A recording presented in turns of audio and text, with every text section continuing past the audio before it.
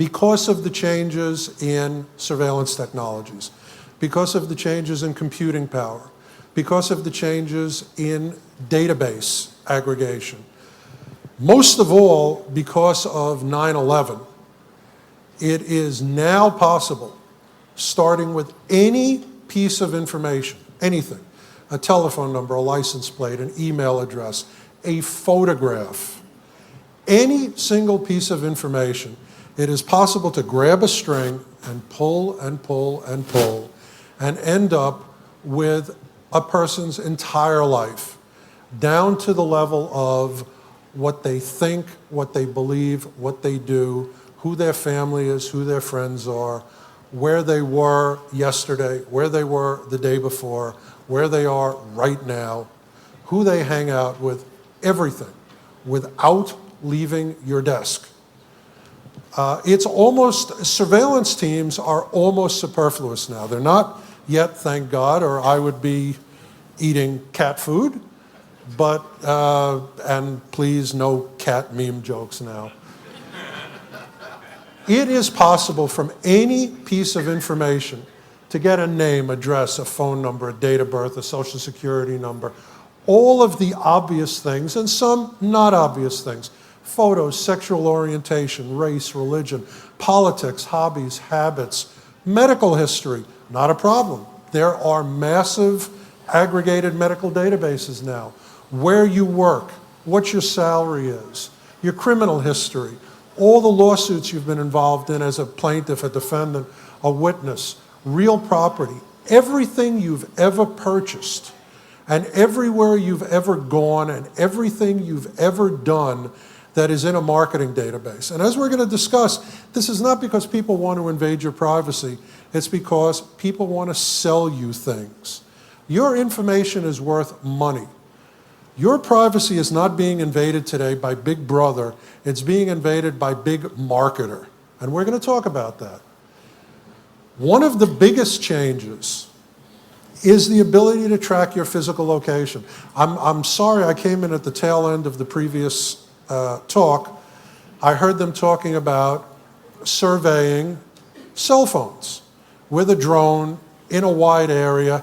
This is something that is done routinely now.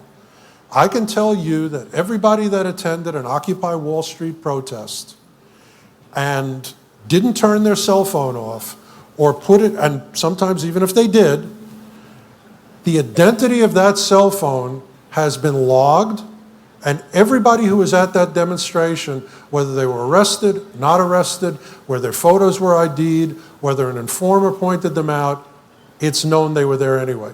This is routine. I can tell you that if you go into any police station right now in the city of New York, the first thing they do is tell you, oh, I'm sorry, you're not allowed to bring a cell phone in there. We'll hold it for you. Not a joke. And by the way, it's a legitimate investigatory technique.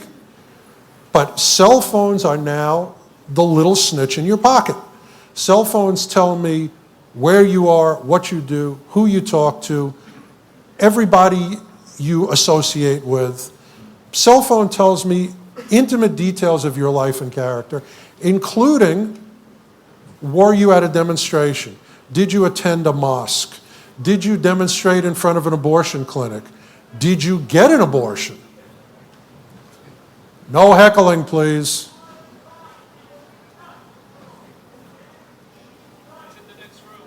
Oh, thought we were going to have to pull his cell phone. Today, we are not going to talk about government databases. We're not going to talk about Big Brother. Frankly, Big Brother is an amateur. I can tell you, just on the topic of drones, these people are talking about 4,000 drone hours. I can tell you a year being flown by CBP, by Customs and Border Patrol. And by the way, they left out a whole bunch of agencies. Every federal agency is using drones now. Even Environmental Protection Agency is using drones. Private industry is flying 20 drone hours for every governmental drone hour. Everything that the government is doing, private industry is doing better and more extensively. We are going to cover today only open source and only privately held stuff. no governmental databases. What we're especially going to cover is the information that you contribute. You know, it's too late for a wake-up call for most of the people in this room, because everything there is to know about everyone in this room has already been gathered and indexed and distributed and amalgamated and cross-referenced. But you need to know what's going on. If you are going to give up your information, you should at least be doing it openly, knowingly. Now, when I come and I give these talks to non-law enforcement groups, and I typically do a 1 or 2 day full session on this topic for law enforcement, and I teach them how to use open source information, how to use marketing databases, how to use proprietary information to do their job better. I am an investigator. I think that there are legitimate reasons for law enforcement and investigators to have access to this stuff. Legitimate reasons, good reasons, reasons to the benefit of everyone in this room. But I'm a little schizophrenic on this issue. On one hand, everyone in this room gives up their name, their address, their social security number, their date of birth, where they go, what they do, where they hang out, their photos. They check in everywhere, and they tweet from everywhere, and they do Facebook updates from everywhere. And I can do my investigation of you without leaving my office. And by the way, thank you very much. I appreciate it. But on the other hand, I'm an American. And it creeps me out as an American that there is this much information available. So I'm really on a knife's edge here. I'm a little schizophrenic about this. And I decided that the most honorable thing to do and the most appropriate thing to do is to not have an opinion when I give this talk. I am not going, and I say this every time I talk at Hope and everywhere else, I am not going to tell you what to think. I am hopefully going to tell you what to think about. And I'm going to give you all the information so you can make up your own mind. Today, we are not going to do the full Monty. We are going to concentrate on these areas here. Google, Facebook, and the colonization of the internet, cell phones, GPS and tracking, profiling, cameras and drones and the things related to that, and de-anonymization. Is that me? Okay.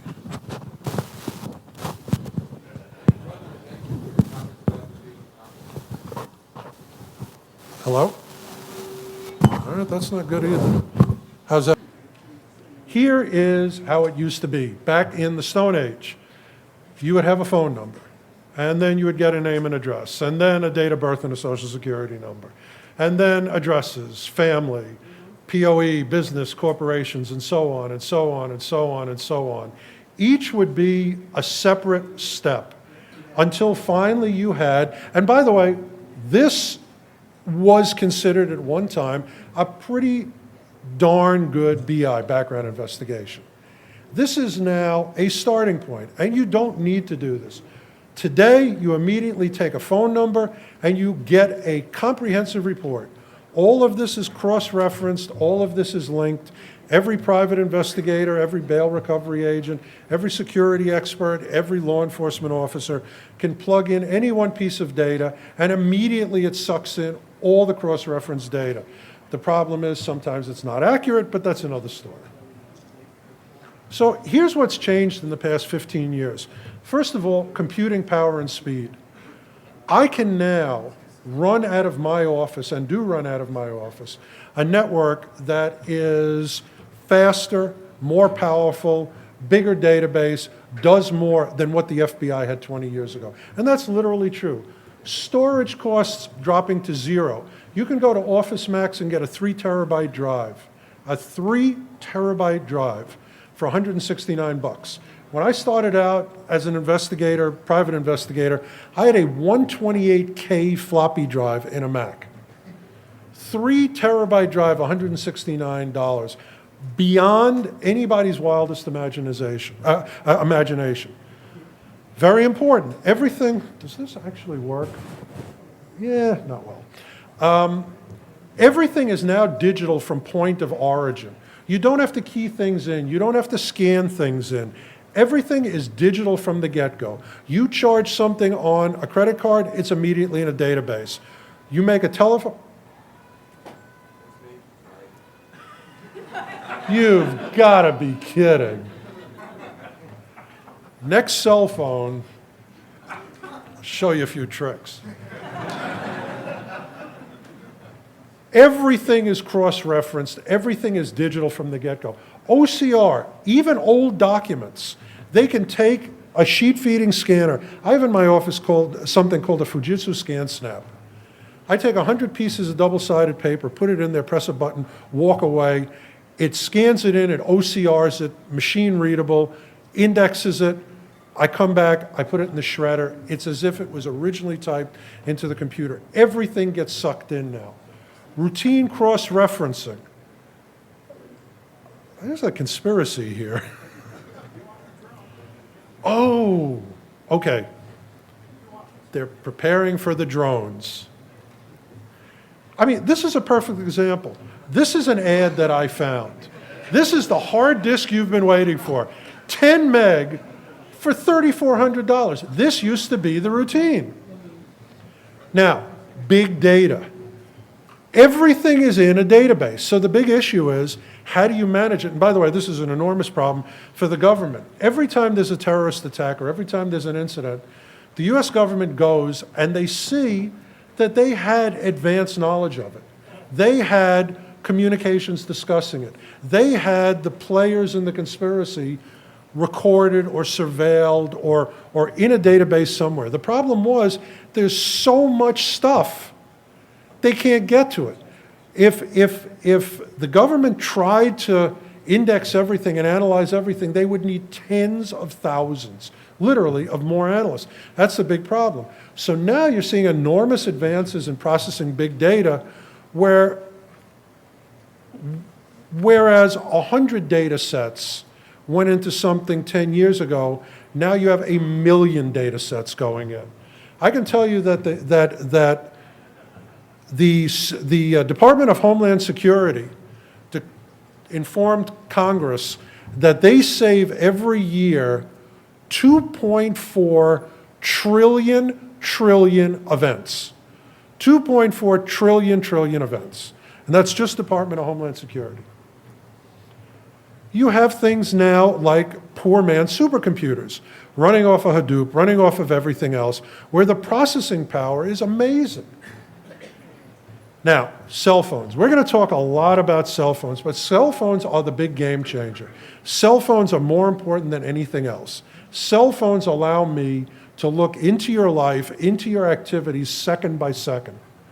There are creating, the private industry, for strictly commercial purposes, although it's used by government, are creating new searching and indexing techniques. Photo analysis, facial recognition, license plate readers, which we're going to talk about, video to text. I can take a video, feed it in, and it will send me a text saying, car drove down the street, made a left, here's the license plate, without me ever watching that video. It'll tell me there's a meeting, there's a fight, there's a romantic encounter. All of these are things that computers can now recognize. Cameras. Cameras are a big deal. I can tell you that it is possible for me now to take a picture. Oh, that reminds me. Hold on. I should be filming you all.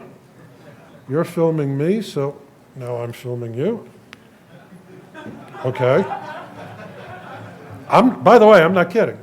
If you donated $75 to the Hope WBAI fundraiser, you got one of these. This is the one that's left over, so I figured I'd play with it. I can take a picture right now, boom, take a picture of this room. Darkness doesn't matter, focus doesn't matter, distance doesn't matter. There are cameras that have sufficient pixels, sufficient sensitivity, and sufficient ways of taking photos where it'll take a photo that's across the entire focusing spectrum, across the entire exposure spectrum, that I can, after the fact, a year from now, refocus the photo, reshoot the photo essentially, and pick out a guy in the back, run him through a facial recognition program and have his name. You'll see that actually being done.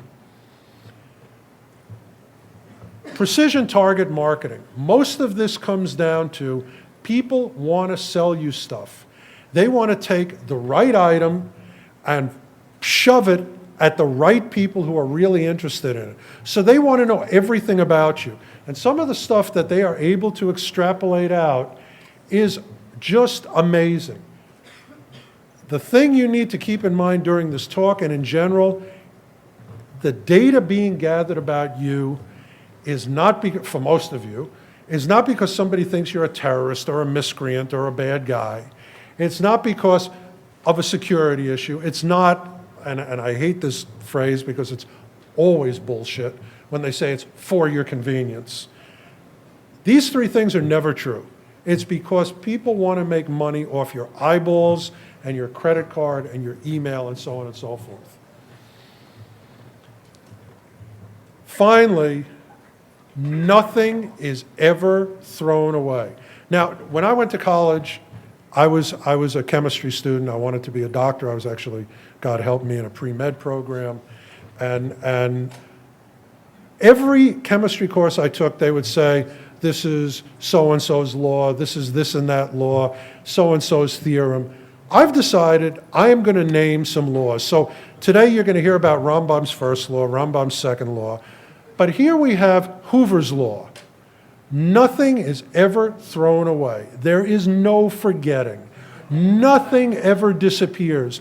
Every photo, every drunken post, every horrible Facebook post that you make. And by the way, I don't know if you heard about this, but last week, new change in how Facebook does business. You can, there's good news and there's bad news, as there always is with Facebook. And the balance is always you're getting screwed by Zuckerberg. But no, you'll see. The good news is you can go in and edit comments now after the time is up. If you say, did you see that girl with Bob? She was so fat. You could go and say, did you see that girl with Bob? What a sweetheart. More of her to love. But anybody can click on all your changes now. Not only can you change it, but the new comment and the change is in there. Now, a lot of people, I mean, it's a notorious form of trolling. You put up something, somebody puts in some really crazy comment, you change your original post and they look like a knucklehead. Now that can't happen. Your original post will be there. But Zuckerberg is so determined to keep everything you do, not just your timeline, but the timeline of your comments, that all the previous iterations of the comment are in there. But, so you get drunk and somebody takes a strange picture, never goes away. This is my favorite one. I want to tell you these are real pictures. The one thing that I've been dying to do, and everybody asks me to do, is run facial recognition on this guy. I don't have the heart. I don't have the heart. It is so easy to archive every damn thing that even private industry does it. You all are familiar with archive.org. They take every web page, every week, grab every web page, put it in there. By the way, investigator's best friend. Investigator's best friend. The biggest change, the biggest change is personal attitudes towards privacy. I can tell you, I don't want to sound like an old guy. I don't want to say, you know, when I was your age, I had to walk 10 miles through the snow with an acoustic coupler to an untapped payphone to do my hacking, you know. I'm not that old a guy. But I have to tell you that when I grew up, there was an expression, damn, I wouldn't have told that. That expression has disappeared. There is nothing that people don't tell. Nothing. Nothing. And the question is, why? Now, a buddy of mine told me that he heard a speech by Cory Doctorow from Bada Bing, Bada Boing, whatever the website is called. Boing Boing. In Brooklyn, it's Bada Bing, Bada Boing. Boing Boing, right, boingboing.org. And Cory Doctorow said something very, very smart. You don't realize the beginning and the end. It's like smoking. Nobody would smoke if after their first cigarette they got throat cancer. Nobody would smoke. The negative consequences are so far in the future, it just doesn't register in your consciousness. It's the same thing with all of this moronic sharing of your data, all this checking in and tweeting and Facebooking and all this other crap that you young kids do on the interwebs, you know.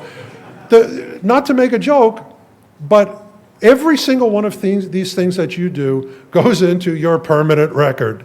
It never disappears. It gets indexed. It's there. You may say, I only gave these guys my date of birth. I only gave these guys the first 5 numbers of my Social Security number. These guys I gave the last 4 digits. These guys I gave my home address. These guys have my photo. These guys know my friends. These guys know my sexual preference. These guys are the ones I buy my trips from. These are the guys I download music from. Here's who I get my ebooks from. Excuse me, I don't mean to be rude, but you're morons. I say that with love because what you don't realize is all of this is in one place. It doesn't stay in one place. It goes together. People buy it up, people borrow it.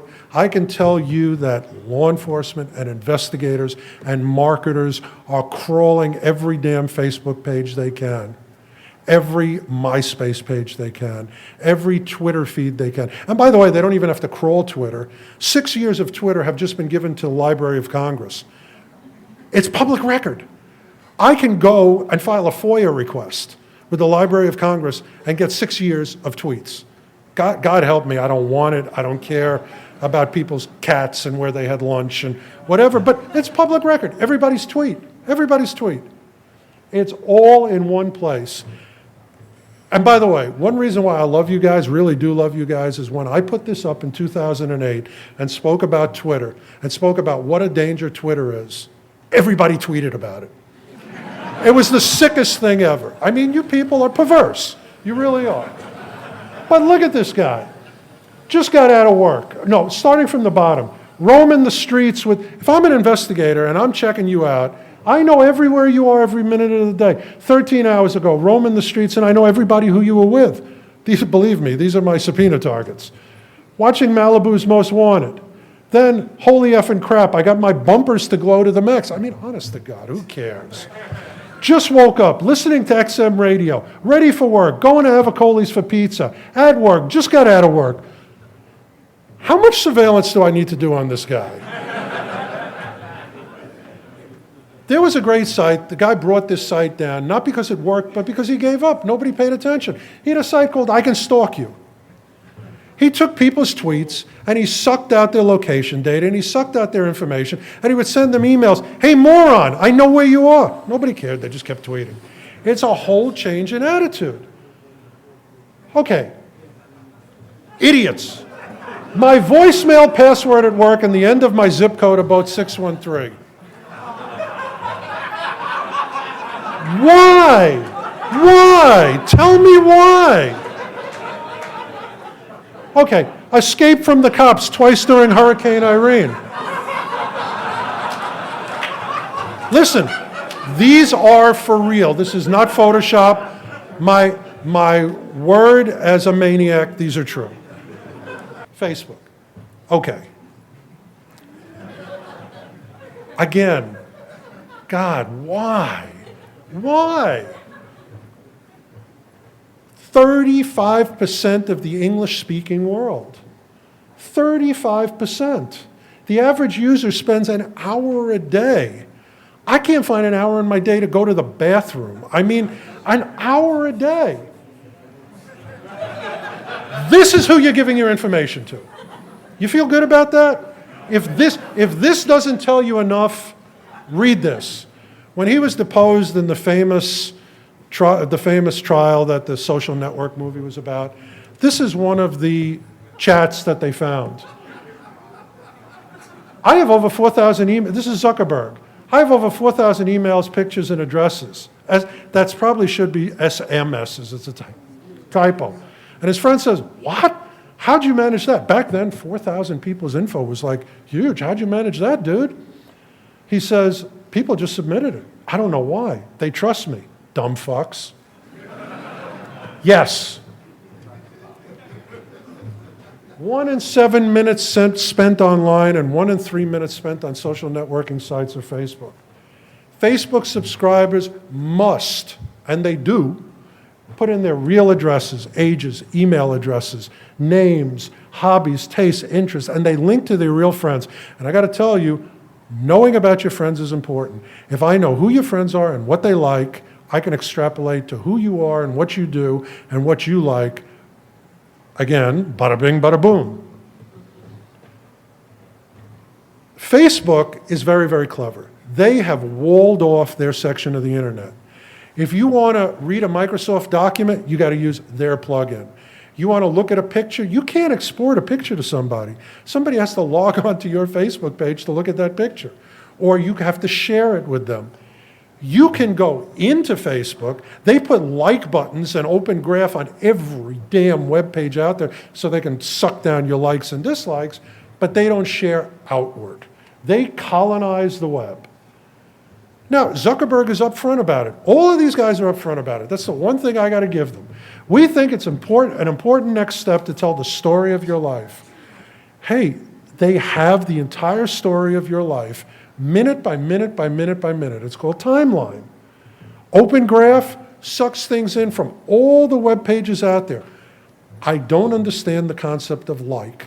I'm reading an article on the New York Times, and I'm going to take time to tell Zuckerberg I dig this article?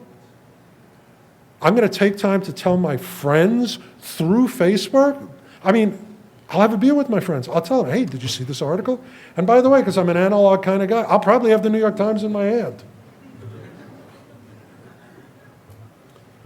Facebook, through apps, is gathering every bit of information about you and about your friends. Here's something you need to know, and anybody who doesn't get it, raise their hand and I'll say it again.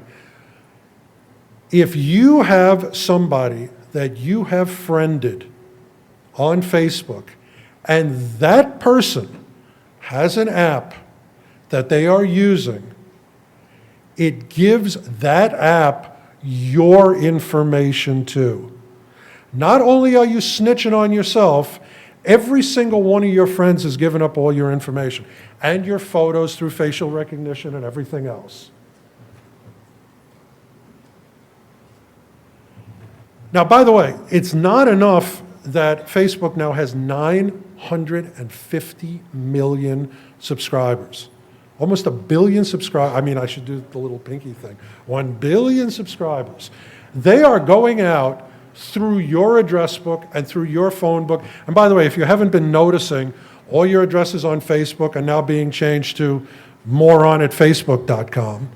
And all of the, for a lot of people, even in their phone, their addresses are being changed if the people are being identified as Facebook subscribers. Everything is harvested into Facebook. Facebook is building shadow profiles of all of your friends, even if they're not on Facebook or you haven't liked them. Now, there's a lawsuit under the EU laws, the privacy laws in Europe, which are much, much tougher than here, against Facebook. And here's what it's been determined that they're doing. Shadow profiles, tagging, synchronizing, deleted postings, they still keep them. Postings on other users' pages, messages, deleted messages, they keep them. Privacy policy, ignored. Facial recognition, mastered. Deleted friends, they keep deleted friends. By the way, everything you delete off of Facebook, you can't see it, Zuckerberg can, for at least 3 years. I put this up because this is a hilarious story. This guy is on the internet and he sees a 55-gallon jug of KY. Okay, that's maybe not for you, but for me, that's more than one lifetime. I would have to be a Buddhist and be reincarnated to use 55 gallons of KY. And not how you're thinking, by the way. This guy thought it was funny. So he hit the like button and he said, for Valentine's Day and every day for the rest of your life.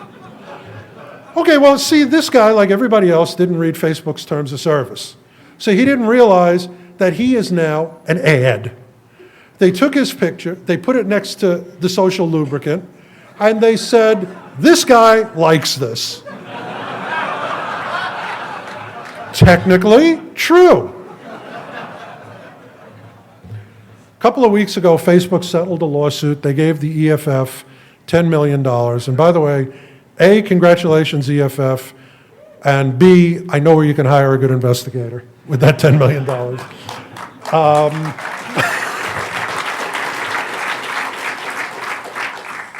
They settled this lawsuit. They gave the EFF a bunch of money, which the EFF very much deserves. But it's a meaningless settlement. They changed the way the like button is used. They just moved it over. And it's just like, by the way, they're just like the US government in that respect, how the US government can't use bumper beepers for GPS, so they just use the GPS on your cell phone, which, by the way, is 50 times better. You put a bumper beeper on a car, all you know is where the car is. You follow a guy's cell phone, you know where he is, which is the idea in the first place. So, and here's the app thing.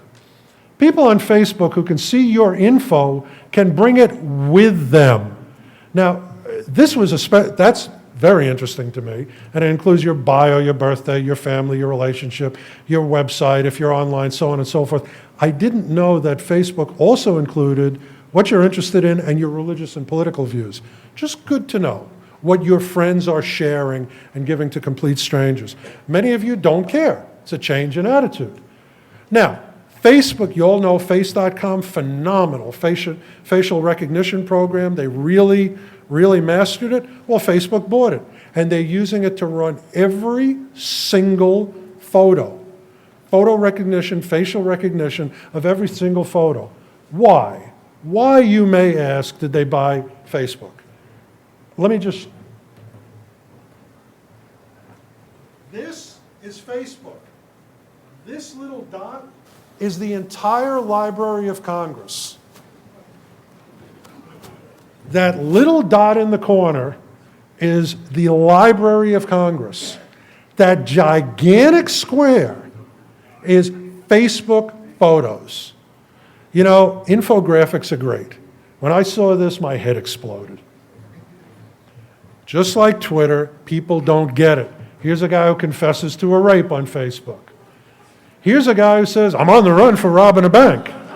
And he puts up, and by the way, he puts up photos. Unfortunately, this is one of my fellow Crooklyn residents, and I'm sorry about that, but I'm happy to say he's locked up. This is a guy, I don't know if you can read that. This is not a joke. Everything I put up, serious. No jokes, no Photoshop. This is what happens when my baby hits me back. Bad man. Thanks to photo recognition, bad man in jail. But nevertheless, it's amazing. Now, just like I can stalk you, there's something called we know what you're doing. And these guys go in and they grab people who say, I hate my boss so effing much. The film Horrible Bosses is making more and more sense to me. Yeah, that's a good job advancement move. Phone number. To those of you people who have my number, so-and-so, that number is no longer any good. Here's a new phone number, here's a new phone number, here's a new phone number. This guy actually started calling these people up and saying, hey, knucklehead. Didn't matter. Who's taking drugs? Let's smoke weed and get high, because life is short. Yeah, so is your freedom. Who's hungover? Not sure if I'm ruthlessly hungover or if I'm sick. Well, how about both? And an idiot. Now, by the way, okay. Well, we're going to flip through this, but I usually point out to the investigators, you better check this information because all your clients do. This cracks me up. About 3 months ago, employers started a practice, or it became known that employees were asking for people's Facebook passwords so they could look at the Facebook profile and decide if they were employment material. So Facebook, because they're so concerned about your privacy, said, as a user, you shouldn't be forced to share your private information and communications. As the friend of a user, you shouldn't have to worry that your information or communications will be revealed. Yeah, you know, how about that? And again, why? Why are people doing this? And I tell you, it's a really insidious thing. In addition to not realizing the cumulative effect, it's because your friends are there and you post something and you're like a masturbating monkey. You keep throwing things up there until you get the response you're looking for. And you keep posting. And then finally somebody says, yeah, good post, like, and your day is fulfilled.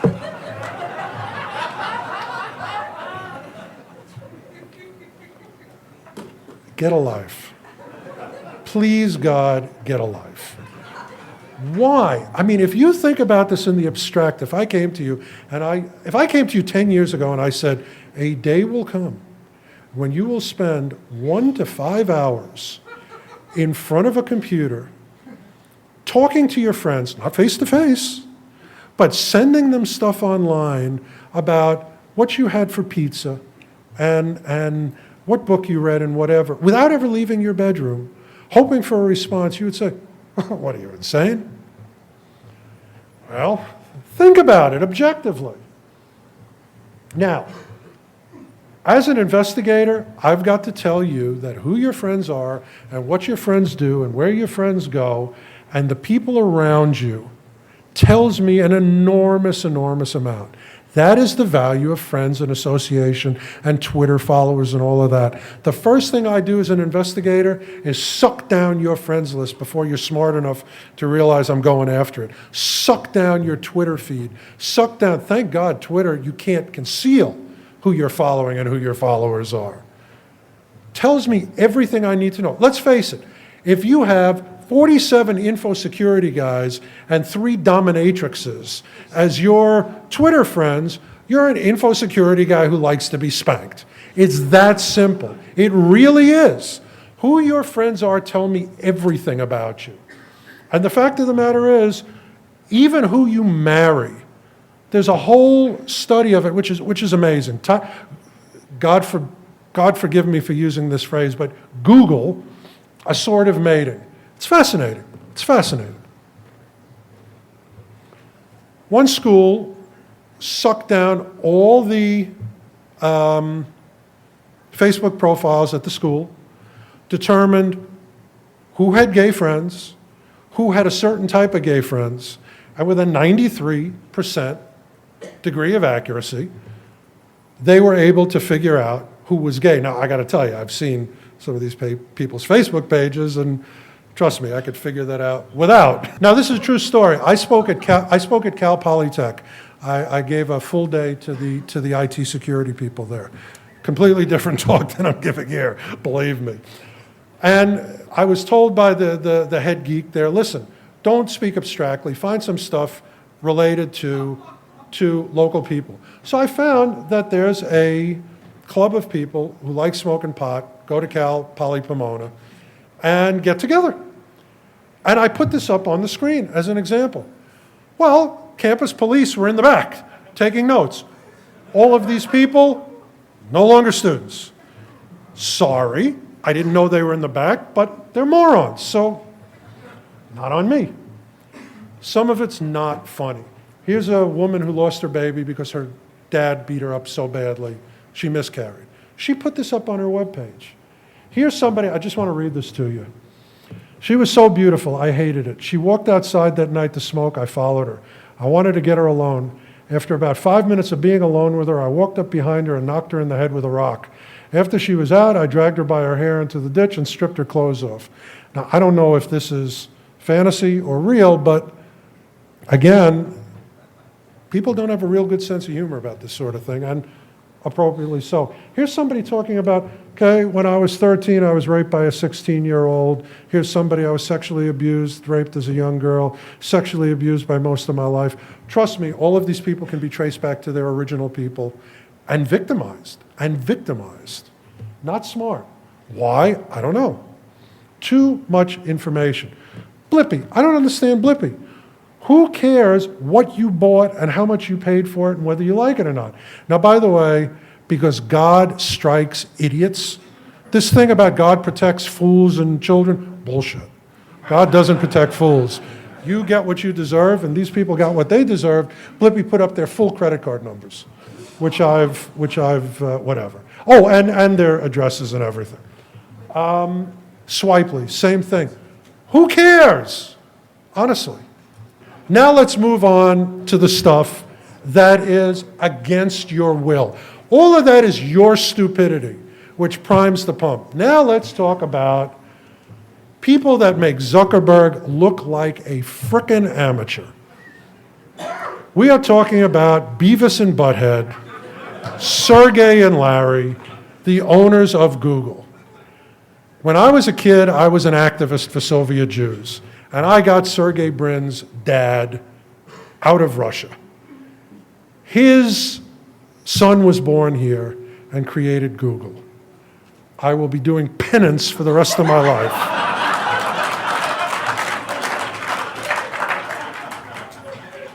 Anatoly Sharansky, cool.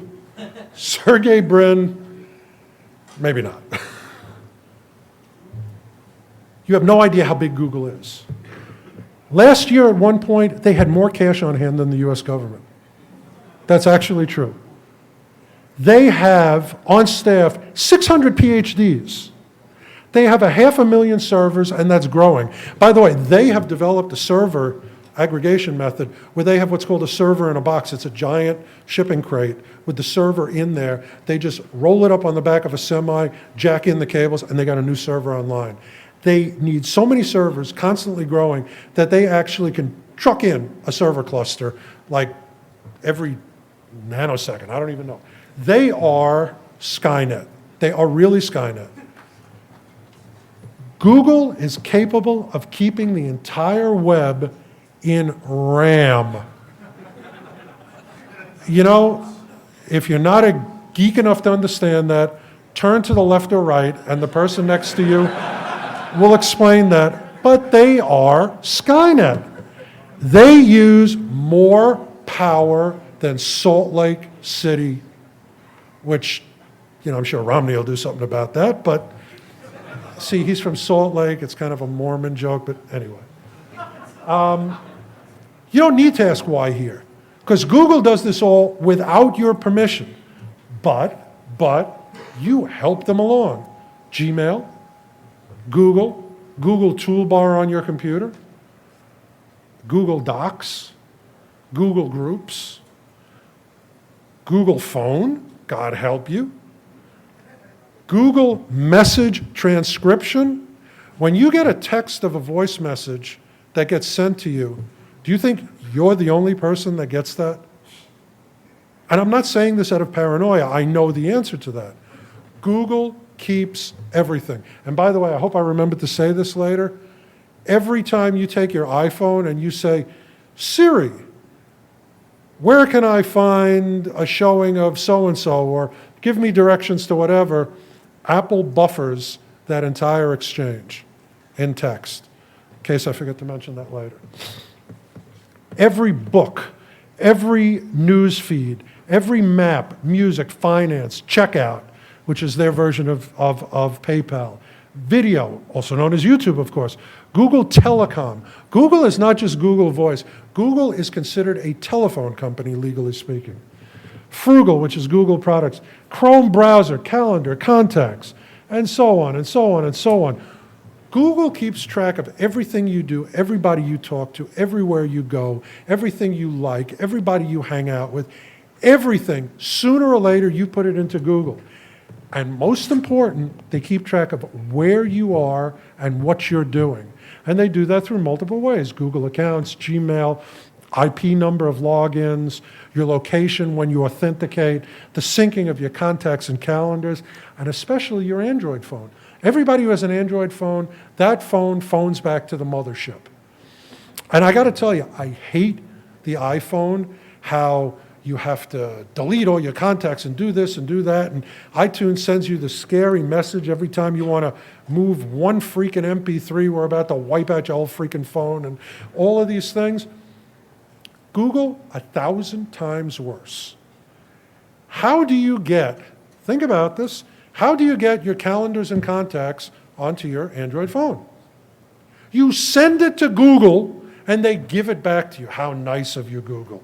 You can't just run a USB cable to your computer and put it on your Google phone. You can't even jailbreak a way to do that. At least you can jailbreak an iPhone. DoubleClick. DoubleClick defines down who you are for ads. AdMob, FeedBurner. Actually, AdMob ended up going to the turtleneck, Steve Jobs. Docs, spreadsheet, calendar. Google Health. Google is now going to be a health records repository. Your medical history will be held in Google's cloud. God help you. Google would like to add your current location. Everybody says yes. I threw away the phone. No, I really did. I really did. And I got an iPhone because at least there you can have global location services turned off. Everywhere you go, everything you do, they're watching you. It's a fact. And they have all of these apps. Each of these apps tell you wonderful things and help you do wonderful things, but they tell about you. An app that helps you find a movie tells what movies you like. An app that tells you how to find a restaurant tells what food you like, and so on and so on and so on. Google Goggles, it's an incredible thing. I can hold up my Android phone, or my iPhone for that matter, because they're colonizing everywhere, take a shot of a building, and it will tell me what famous people lived in that building. It'll tell me that I'm looking at the Mona Lisa, that I'm looking at the Eiffel Tower. You know, it will tell me what I'm looking at. It will do visual recognition and tell me. It's an amazing thing, Google Goggles. But it also tells Google a little bit more about me. A little bit more of my soul is sent to the Google Cloud. And it's just, and by the way, I can't even hide who I am when I'm asking it, because it's my cell phone. My cell phone. And the important thing to remember about a cell phone is you don't have a shared cell phone like you have a shared computer. You don't have Tor on your cell phone. You don't have a library where you can go and borrow the cell phone. Not if you want a really good smartphone at a really good price. You don't. So every time you use that damn cell phone, they know it's you. Okay, whatever you said, A, I didn't hear it, and B, shut up till the Q&A session. Google Goggles.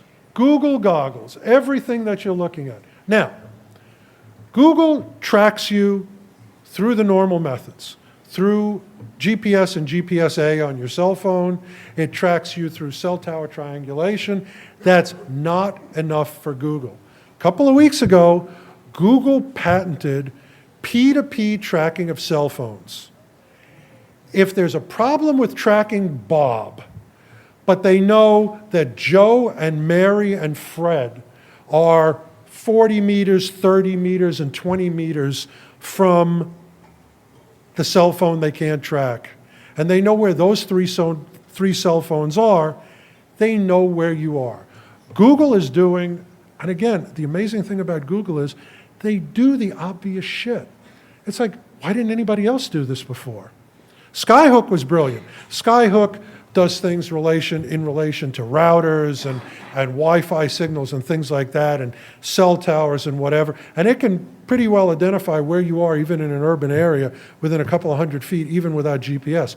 This is frickin' brilliant.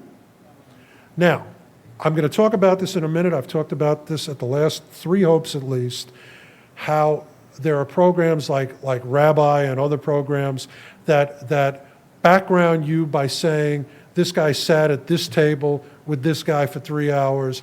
This guy went to the movie with this girl for 4 hours by your cell phone and what cell phone is next to your cell phone and that sort of thing. It's that good now, by the way. It can tell you went to this demonstration, this abortion clinic, this hospital, this church, this mosque. But this has never been done where other cell phones are ratting out your cell phone. Not only are you ratting yourself out now, but every other cell phone around you is P2P reporting on where you are. And by the way, that cluster, if I am an organization working with the authorities, which Google so is, Google is this generation's Halliburton. Google provides so many services to the federal government and to private law enforcement that it would take me 5 of these seminars to tell you about it. I mean, you can research it yourself and you'll be horrified. I'm an investigator and I'm not happy with it. If I want to know who attended an Occupy Wall Street demonstration, the cell phones will tell me about the other cell phones, and I will have in one big glob a report of who was at Occupy Wall Street. So then I eliminate out the reporters' phones, I eliminate out the law enforcement phones, I eliminate out phones that only show up for a brief period of time, in other words, somebody walking down a street, and I have every single frickin' demonstrator without sending down a single intelligence agent. This is the new thing, patented, coming soon to invade your privacy. I mean, I don't even want to go into this, but I do want to tell you Google Plus allows me to background you in ways you can't imagine. I gave a talk at Alzheimer's. I can't think of the name. Six months ago, I gave a talk at a big, I'll probably remember it right at the end of this talk. I gave a talk at a big Texas college in Seguin. So I pulled up all the people with cancer in Seguin. Just that simple. Plus.google.com, cancer, places lived, Seguin. Everybody with cancer in Seguin. If I am an HMO and I want to know who has cancer and not telling me, I get everybody in Seguin. Now, here's the problem. Why did I black that guy out? That's a closed profile. This guy is upfront about it, cancer survivor. This guy has a closed web page. He doesn't want anybody to know he has cancer. But I did a Google Plus search. I know that poor schmuck has cancer. It's not my business. Google thinks it is. Google thinks it's their business too. And apparently so does he, because he puts it on his Google page. Google Wallet, next big thing. NFC, near field communication, and also transmitting from the cell phone. Your financial transactions through Google. Everything you buy. Parking meters. This is being used in Europe already for parking meters. You want a little parking slip to put on your dashboard? You pay for it with your cell phone. You want to buy a Coke from a vending machine? You pay through your cell phone. That's coming to the US, and it's going to tell just unbelievable amounts of information about you. Google Project Glass. I spoke about this in 2004. I said, the day is going to come where you're going to have glasses, facial recognition built in, you're going to be at a party, somebody's going to come up to you and say, hey, Steve, how are you? Your head is going to say, oh, God, who is this? And your glasses are going to say, that's Dolores, her husband is Bob, you met her on 12/11/10, but you know, a little heads-up display scrolling past, and you go, Dolores, how's Bob? It's here. Skynet, baby, Skynet. Everything you do, you walk around broadcasting your life. And because Google can decipher voices and index them, can decipher video and index them, already know from who you friended and who's on your Google Plus page and all the other things they suck in, who each person is, they will be able to say, Dolores went to the movies with Bob, saw this movie, they ate popcorn, they went out for pizza afterwards, and then all of a sudden, when they got back to her place, the glasses were thrown in a drawer and whatever. Or not, yeah.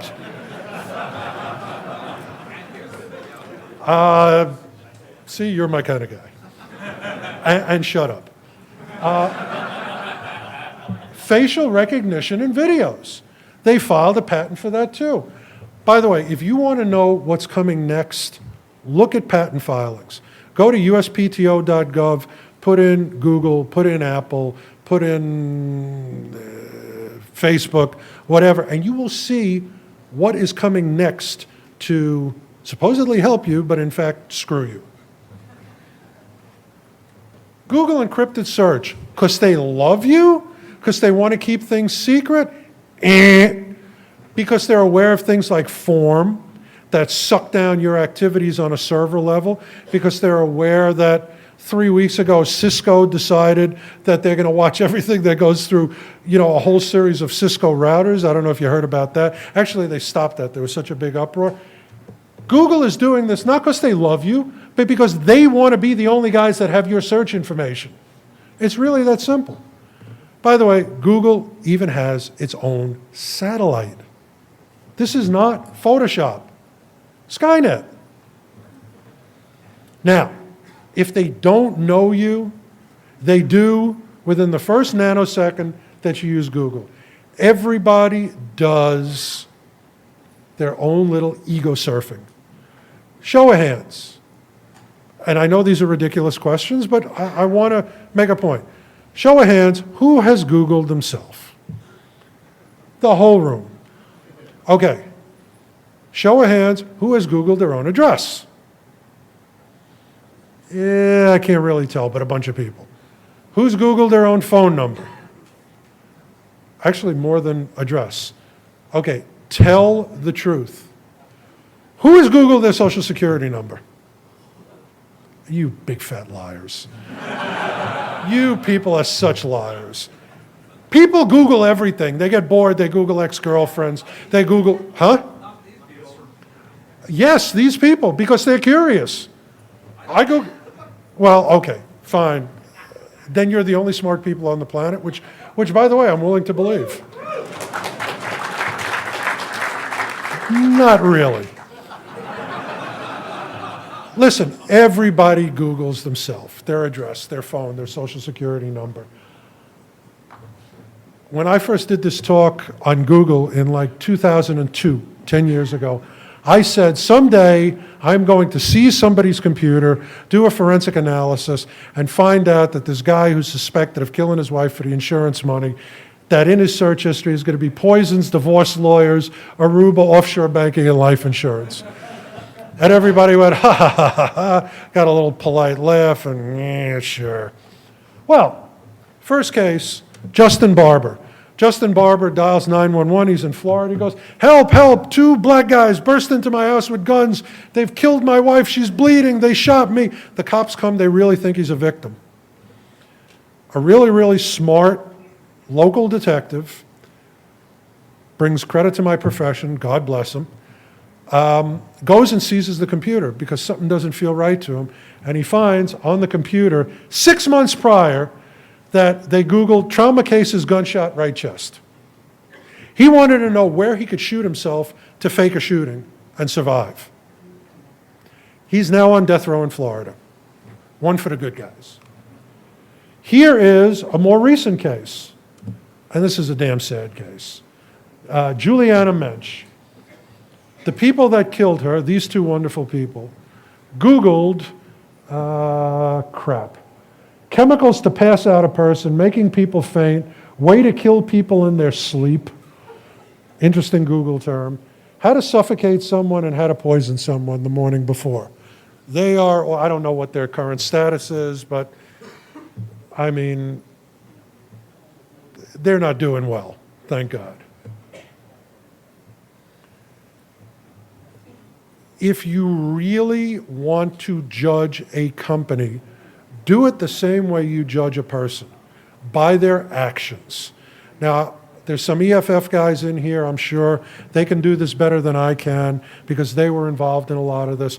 But let's talk about some of the obnoxious things that Google have done in which they've very assertively said, screw you. We don't care what you want. Street View, book scans, YouTube, misuse of trademarks, busting Safari protections, promoting their own products. If I own Pepsi and I want to take the ad word Coke, Coca-Cola, I can do that and have everybody right at the top of the Google search when they search for Coca-Cola be sent to the Pepsi-Cola site. It's obnoxious and it's nasty and it's wrong. They drive up and down the streets. I mean, there are websites devoted to horrible stuff they've caught, people urinating on their lawn and passed out and fighting and whatever. Everybody's house, everybody's face. I'm sorry, it's wrong. Even private streets. Every book, copyright or not. Now, there's a funny story. EFF lawyer Kevin Bankston, a lot of you have heard of him. He may even be at this conference, I don't know. He hears about Street View. So he goes to Street View, he pulls up his address, and there he is walking in front of his house. He says, holy crap. He contacts Google and he says, no, you can't use my photo. And they said, yeah, we can. It's the street. No expectation of privacy. By the way, they're right. No expectation of privacy. I take advantage of that all the time, taking pictures of people in public. Here's the problem for Google. He's a lawyer with EFF. He says, no problem. Be prepared to spend about $20 million in legal fees over the next 2 years if you don't do something about this. So Google said, you know what, we will blur everybody's face, but only where we figure you're going to be in Manhattan. Which they did, and now people's faces are blurred in Manhattan, and they still screw everybody everywhere else, including possibly here. No, this is in the safe zone. Google finds no privacy on private roads. Do not trespass? Google says, nah, they're talking about other people. They go into, this is a Google guy, walks into like Salami Bologna's convenience store, sets up that was not a derogatory comment. I just couldn't think of the guy's name. Sets up a camera and starts taking pictures. So now, in about a year, Google is going to have millions and millions of interiors. Why? I couldn't tell you. I couldn't tell you, but Google wants everything, because they're Skynet. Google's mission is to get everything about everything in their servers. They suck in every news story and they regurgitate it on their own news feed with ads. Here you have people going out of business because they can't afford to pay their reporters and they're desperate for subscriptions. Google says, yeah, we don't care New Orleans Times-Picayune, or we don't care Daily News or whatever. We're just going to suck your story in. Google Street View. So why does Google do this? They do this because they want to sell you stuff. They are the biggest ad company in the world now. They want to know everything about everybody. And by the way, not just Google, but Yahoo and Microsoft and Apple and everybody else. Apple has its own, advertising entity that it sucks data off iPhone. This is never Big Brother in the forefront of sucking down your data. Despite what all the paranoid knuckleheads that talk at this type of conference tell you, it is not the NSA, it is not the CIA, it is not the FBI. Trust me, I know how the FBI works. If they're after you, you have nothing to fear. It is people who have a profit motive. And that is the most ferocious, frightening, effective motivator there is. You're worth money. That's why they grab your crap. Web history. And by the way, there's now a thing called Google addiction among privacy people. If you go to work for a governmental agency, the term for what they have to deal with to keep your communication safe is called Google addiction. They have to wean you away from all of this stuff.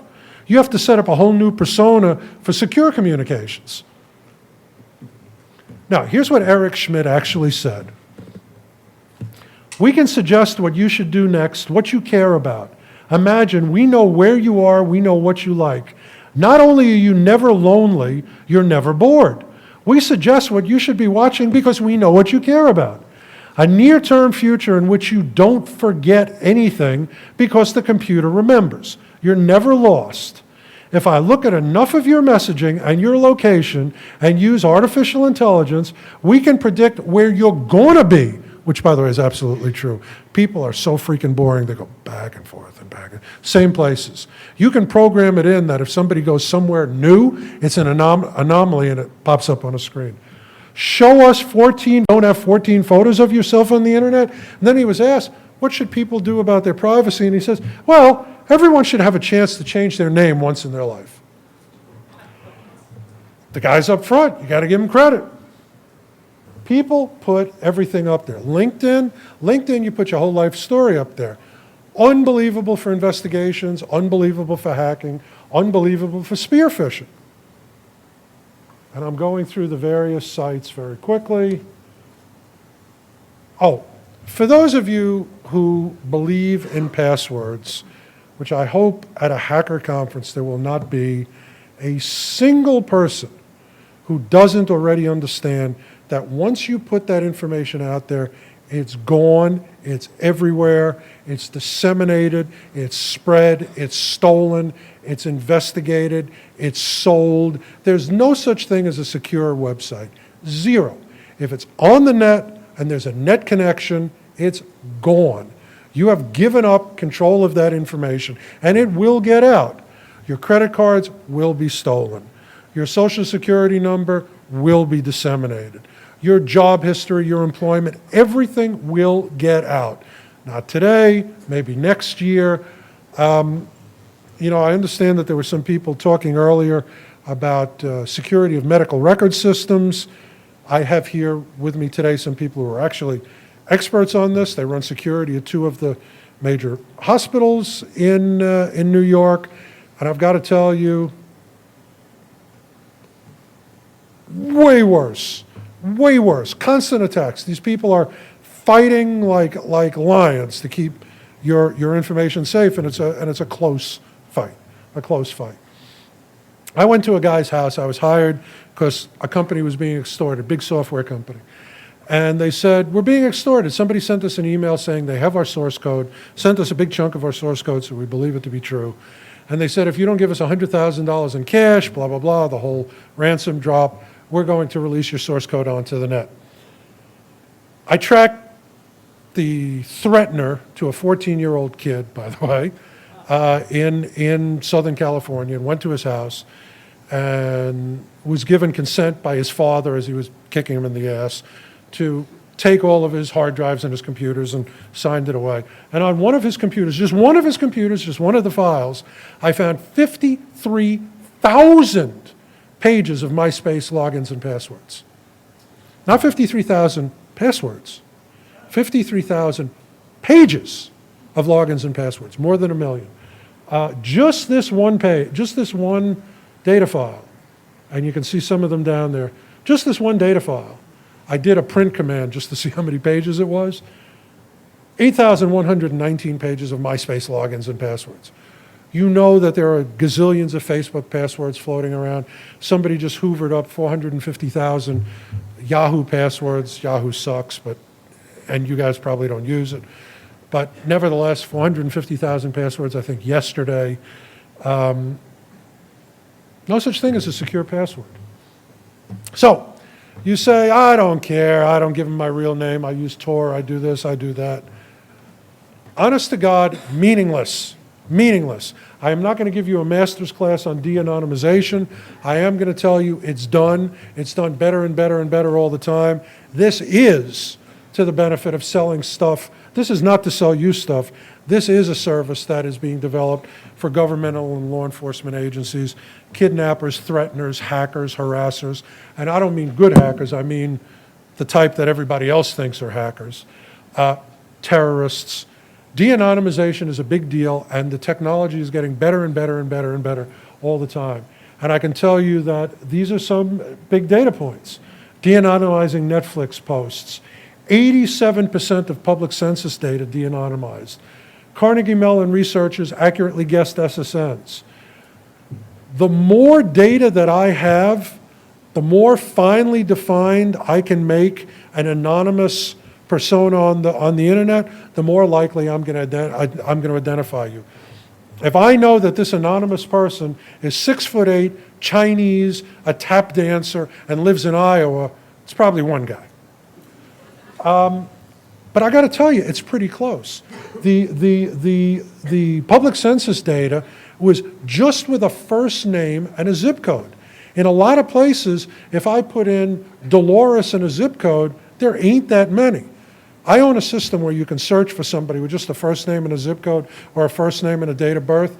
If I have your name, your year of birth, and your zip code, I own you. That's enough. This is Dolores. She's 43, and she lives on Smith Street. It's enough. I know from that moment, I know everything about you within an hour. It's enough. De-anonymization is not that hard anymore. Here's a perfect example.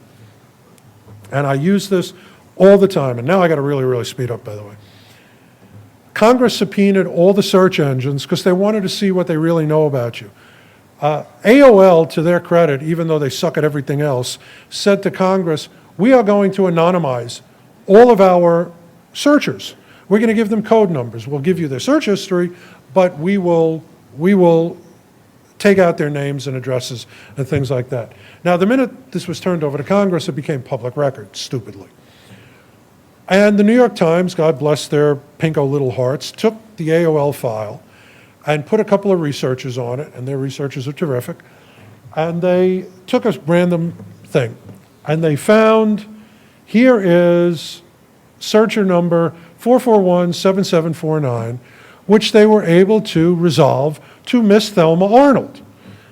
Her search history included 60-year-old single men, landscapers in Lyburn, Georgia, Shadow Lake subdivision, Arnold, and dog that urinates on everything. That was her search history. So they went, and sure enough, they found, who was going to search for a 60-year-old single man? A 60-year-old single woman. Arnold.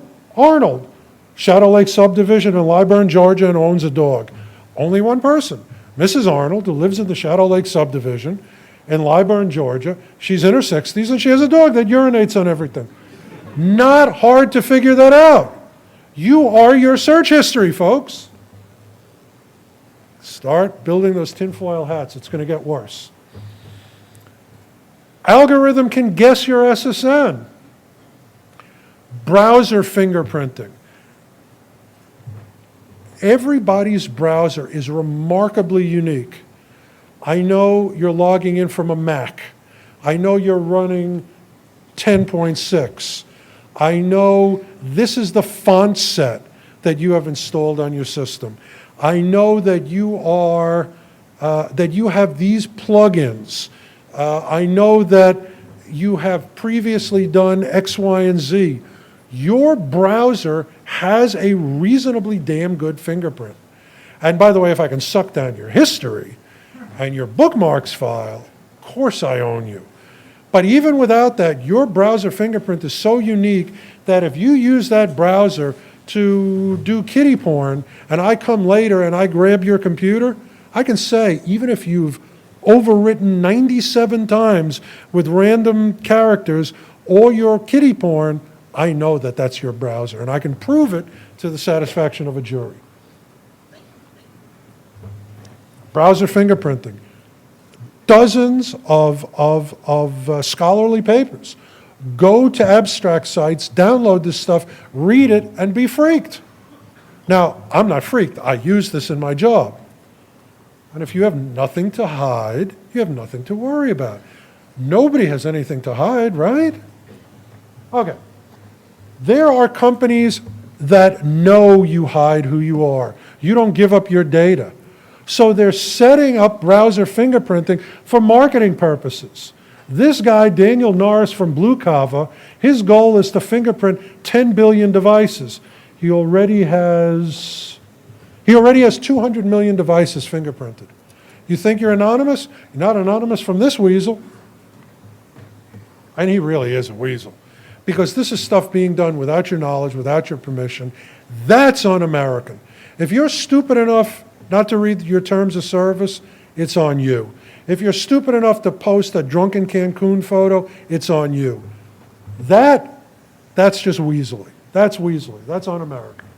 And while I'm delighted by it as an investigator, as an American, I'm not real fond of it. If I have a big enough sample of your writing, there are really, really unique things about everybody's combination of words, commonly used phrases, punctuation. I did a case with a woman from the New York Times where she was going after a crooked person, and she started getting all kinds of threats that were written by one guy, and she was communicating with another guy, and she noticed that both of these people would do parentheses, space, period in their punctuation, and she was able to figure out it was the same guy and bust them and so on and so forth. Forensic linguistics makes it really impossible for you to hide. If there's a big enough sample of your legitimate writings, and even you with the nose and glasses, I can connect that to all your anonymous posts too. Forensic linguistics. Photos. If I know that you've posted an anonymous photo on the web, I get your EXIF tags from those anonymous photos. I search on the web for those EXIF tags, and I find Bob Jones is using a camera with the exact same unique serial number, electronic serial number on the camera. I know that those anonymous photos of him, spanking a naked girl in Cancun or whatever, or worse, it's a good way to catch child molesters and pedophiles. Every digital device has a unique fingerprint now, and anything that you post on the net, not just your words, but your photos and your video and your MP3 files and everything, I can trace back to you by just comparison of digital data. It is harder and harder and harder to hide. Now, by the way, when you convert a photo, click the box that says do not embed EXIF data if you are in fact an evil criminal. Little tip to you, which thank God you will not listen to. And there are web is so frickin' easy to do now, not just for guys like me or the NSA, that there's commercial services out there that let you do it for free, like Google Photo Search and TinEye and what have you. Camera noise signatures. Just, even if the EXIF tag isn't in there, every camera sensor has a unique signature. Like ballistics on a firearm, you shoot a bullet, the scratches on the barrel are unique to each gun. You can match bullets from this photo fired, this bullet fired, this bullet fired. If you have one photo's digital noise signature and another's, you can de-anonymize the photo. Just letting you know, just letting you know. Now, here's an example of the digital hive mind. Just show of hands, how many people know what this photo is? Okay, the whole room, because you're reasonably intelligent people, unlike the usual groups that I talk to. I'm going to be in trouble for having said that, aren't I? My boss in the Society of Professional Investigators, not in business, but in the association. He will rat me out later. This is, of course, the photo, the actual White House official photo of everybody waiting for, Tango Down Geronimo, Osama bin Weasel killed. Osama bin killed, or whatever. So the next day, a story is written on the AP. And it says, on the AP wire, hidden from view, standing just outside the frame, of that now famous photograph was a career CIA analyst. In the hunt for the world's most wanted terrorist, there may have been no one more important. And it's from an article called The Man Who Hunted Osama bin Laden. So, of course, all the guys on Reddit and Cryptome and Crypt everything got together, the hive mind started buzzing and said, anonymous my ass.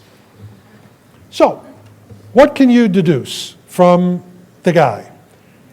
You can tell he's really freaking tall, freakishly tall, and he's wearing a tie and a suit.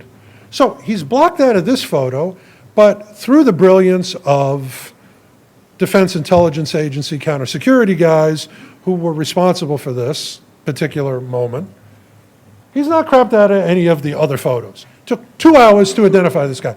Count them, 2 hours. So we've got tall, black tie, black suit, yellow tie. Here is the head of the CIA. In the back, very tall guy, black suit, yellow tie. By the way, I downloaded all of this from the sites to be able to show you this. So you zoom in, and there he is again. Okay, now you've got his photo. So then, here's the Situation Room.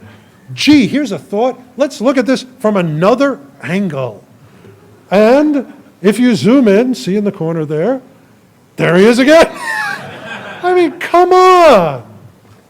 And he's identified, and then he's later matched to his college yearbook photo, and here he is playing basketball, and his high school yearbook photo. I forget his name. I normally have it.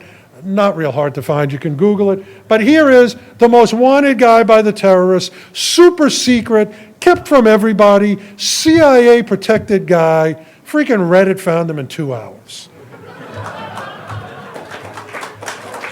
Yeah. And you guys, CIA guarded analyst, you got a real chance of being anonymous. And there are identity companies, Gigia Simplified Ping Identity, whose job it is to suck down all of your public data, not just stuff like public record data like VOTA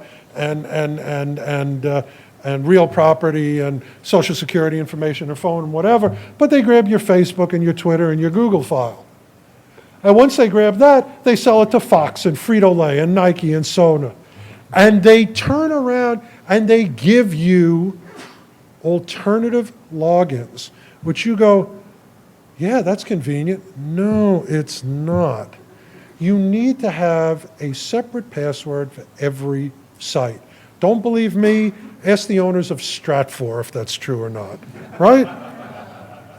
Listen, if you log into every site with your Facebook login, A, the people who have your Facebook login have your login to every site, and B, Facebook has all of your login information. I mean, how hard is that to figure out? Apparently really, really hard. And guys, so you're secretive. You're good little hackers. You're good little investigators. And by the way, there's about 75 of my colleagues in this room who came. We put out a big posting, come, we're going to give you continuing education credits for this. Later, I'm going to blow a whistle and this side of the room will collar that side of the room. No, I'm kidding.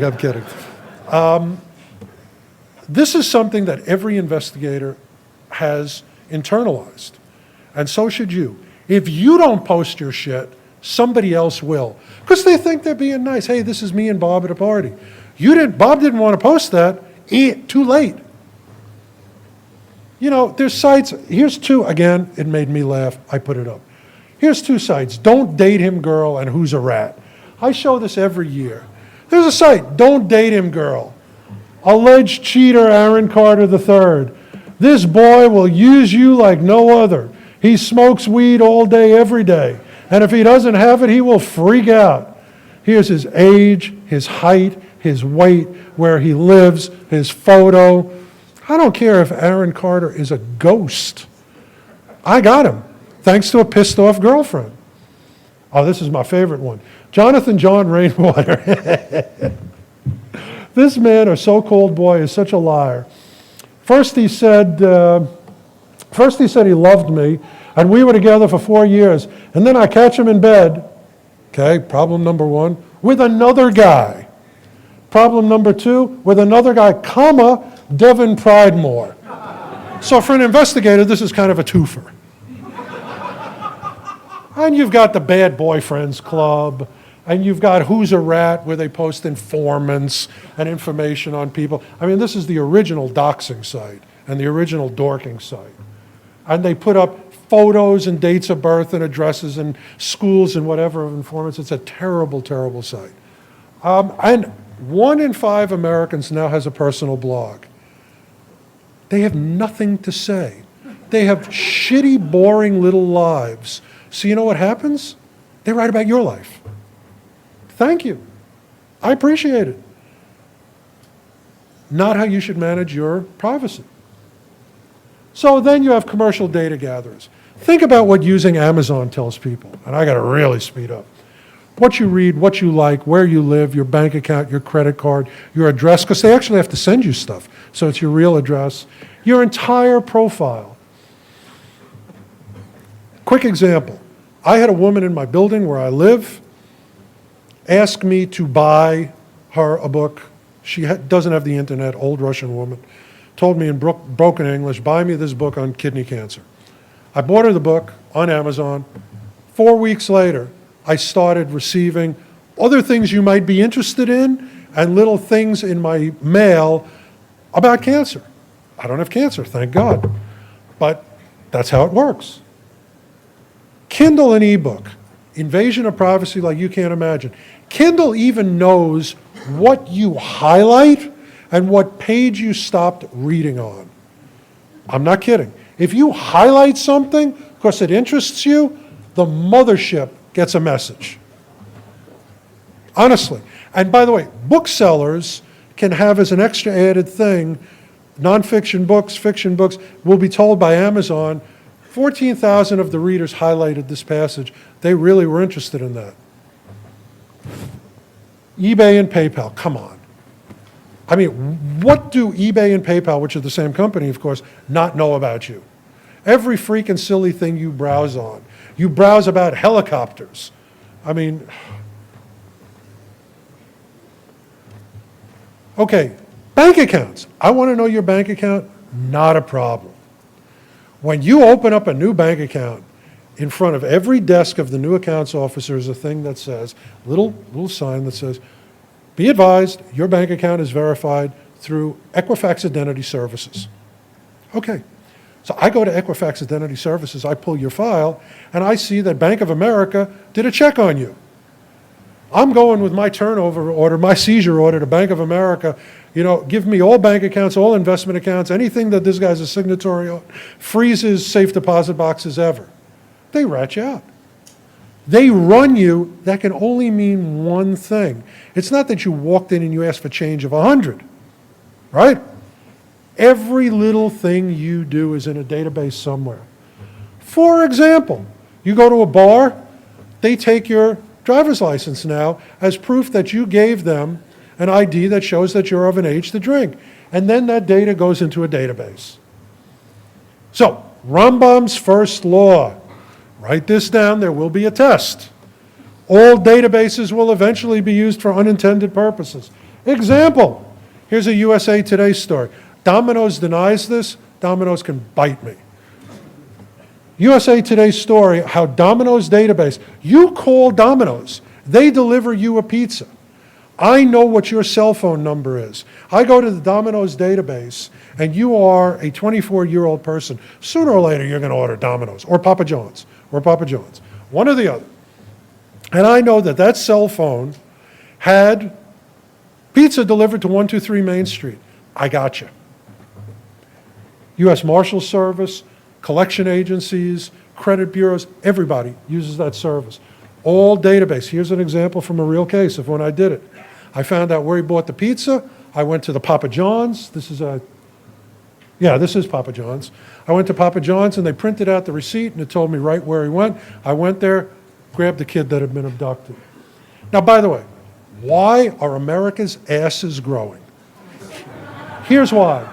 You don't even get off the couch anymore to go to the phone to order a pizza. You can do it right from your freaking TiVo. Which, by the way, goes into a database, and then I know what IP address you were connected to when you ordered that pizza, and I traced the IP, and I got you. Papa John, from your PlayStation. Papa John's, from your PS3. Okay, points of purchase. You use these cards. Hey, if you've got somebody give me a New York, a Wallbaum's. Use a Wallbaum's frequent idiot card. You get half off this loaf of bread and 3 cents off of this and 40 cents off of this. I have your entire buying history. What does this tell me about you? It tells me enough that there was a chain called Stop and Shop where they tried to sell your buying history to HMOs. How much beer are you buying? How much fatty food are you buying? How much cigarettes are you buying? There was such an uproar they couldn't do it. But obnoxiously, and they were shameless about it, they called this reporting service that they were going to sell to the HMOs, Smart Mouth. Trackers. Trackers, baby. Trackers, the holy grail of investigators. Finding you. Where are you now? Where were you last week? Who were you there with? Who are your friends? A million ways to do it. Now, this is old school. Windows, every time you use Windows, it reports back to the mothership. Is this an authorized copy? In addition to reporting whether or not it's an authorized copy, it says Bob's copy connected through this IP address. Apple Store and iTunes, Windows Media Player. Every time you log in anywhere, I know where you are. Internet Explorer, other browsers. Activated software phones home. You use Microsoft Word, it connects to the mothership every time you open it up. Even we connects to the we server. TiVo, TV, cable, reports your activity, what you're watching, what you're doing. OnStar, now by the way, OnStar can now be turned on with a warrant and the microphone. Even if you don't have OnStar, they can activate it remotely, activate the microphone remotely, and bug your car if there's a warrant. Just letting you know, rip out that microphone. Easy Pass, iPass, SunPass, MetroCard, passenger list, car chip records, digital license plate readers. Big deal. Unique serial numbers, CD and DVD burner signatures, GPS satellites, the new ones, the Galileo satellites that are going to be used by the European countries, reports your location within 6 freaking inches. I can tell not just what side of the street you're on, but what chair you're sitting in at a table. That's literally true. Literally true. Check-ins. Check-ins are the investigator's best friend. I feel very comfortable telling you about this because you're nuts. You're not going to stop. I'm at Bob's Pizzeria. I'm at the movie theater. I'm at the 7-Eleven. Who cares? Now, I care, especially if I'm trying to find out how you spend your day and where I can go grab you and pick up surveillance on you because I lost you when you ran that yellow light. Well, I do, oh, check in, thank you very much. And I go over there and I got you. Why? Why? Do you really think that your friends are watching your feed and going, hey, Bob's over there, let me go hang out with him? Are you that freaking lonely? You want to see your friends? Say, hey, Bob, let's get a slice of pizza. Check-ins, really? You want to be the mayor of a bowling alley? I mean, how sad is that? Because of the changes, because in data aggregation, first of all, information, since played an email information,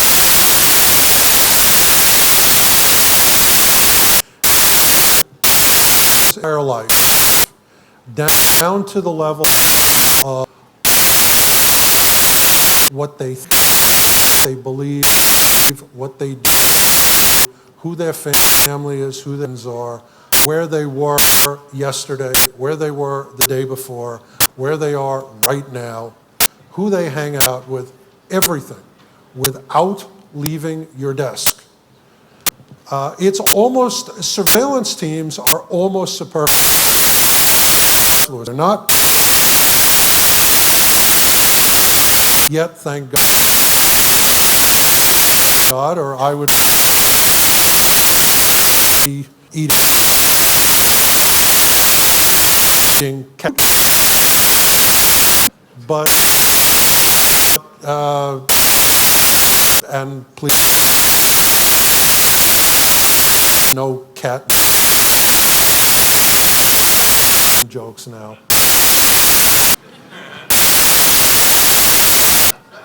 It is possible from any piece of information,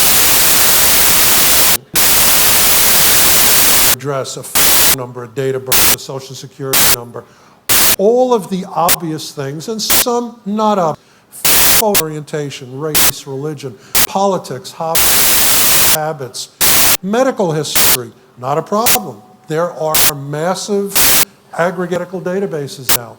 Where you work, criminal history, a plaintiff, a witness, everything you, and everyone and everything is in a marketing database because your information, privacy is not, it's, and where once changes, ability, location. I came in at the end of the previous talk. I heard them talk about surveying cell phones with a drone in a wide area. This is something done routinely now. I can tell you, anybody that attends Occupy Wall Street protest and didn't turn their cell phone off or put it, and sometimes even did,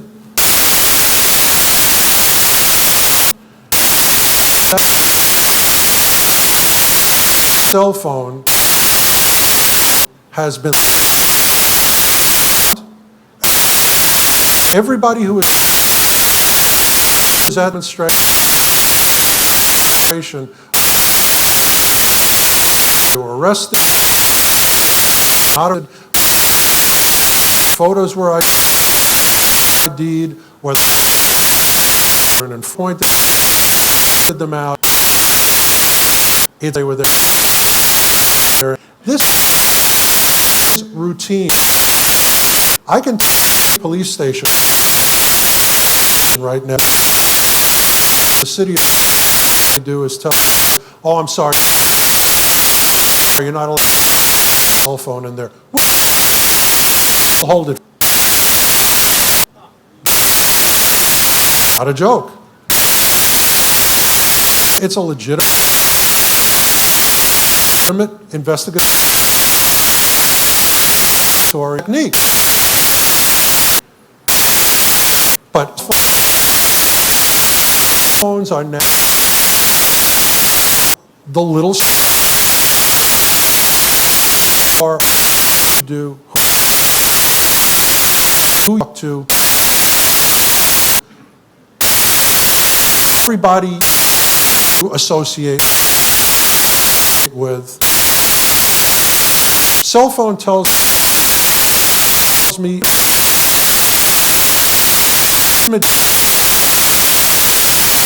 life factor, including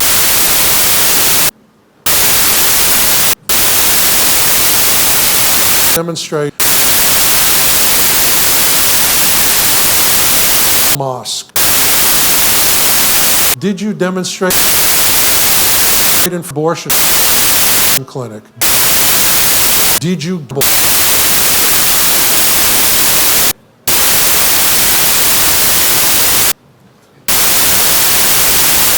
heck?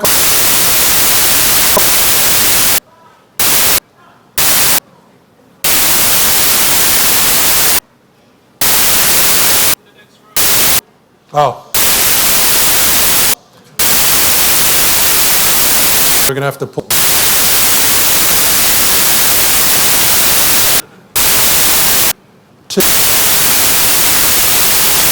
We are not going to talk about government data. Not going to talk about Big Brother. I'm going to tell you, just topic of drones, talking about 4,000 drone hours.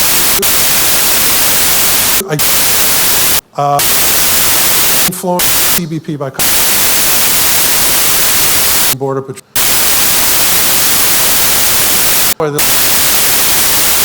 I left out a whole bunch of agencies. Every federal agency is using drones now. Even the Environmental Protection Agency is using drones.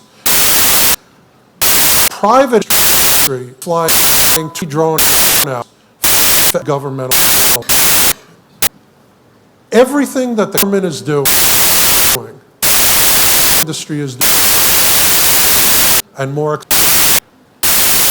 We're going to cover today only source and only private stuff. No governmental database. What we're going to cover is the contribute. You know, it's too late for a wake-up call for most of the people in this room because everything there is to know about every room has already been gathered and indexed and distributed, and cross-referenced.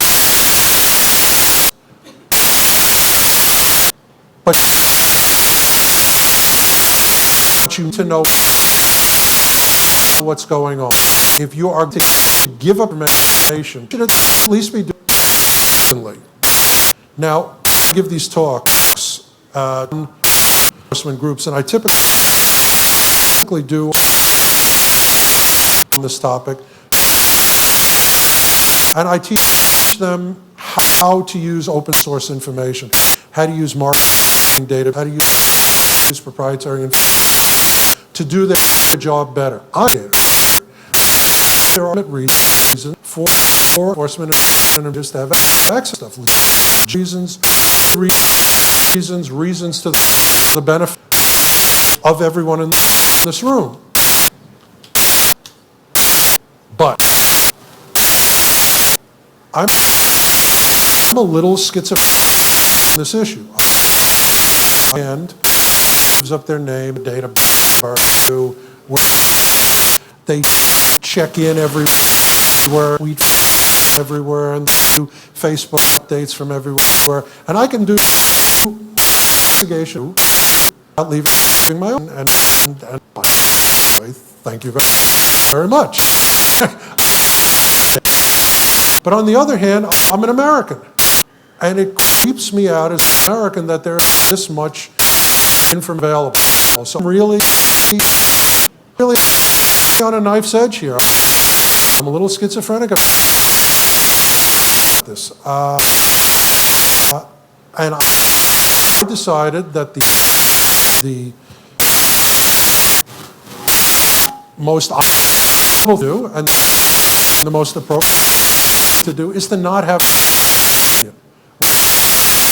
when I give this talk. I say this time I talk at Hope and everywhere else. I'm not to tell you what to think. I am hopefully going to tell you what to think about. I give you all the information to do areas, Facebook and the internet, cameras and the things related to that, de-anonymous. Me?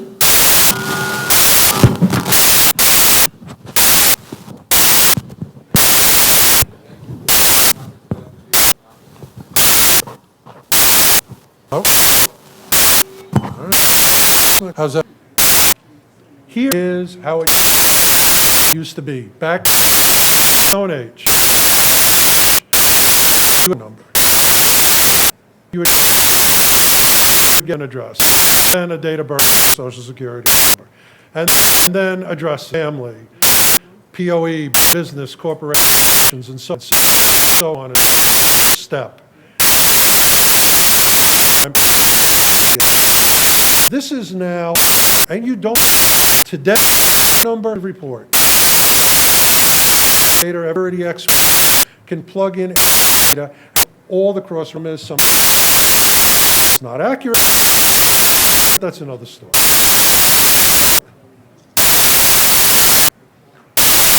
Changed the past 15 years. First of all, computing power and speed. I can now out of my office and do run out of my office a network that is faster, more powerful, bigger database, does more than what the FBI years ago. That's literally true. Cost to zero. You can go to Office Max and get a 3 terabyte drive. A 3 terabyte drive for $160. Started out as an investigator, private investigator. I had a 128 drive in a Mac. 3 drive, 169 beyond.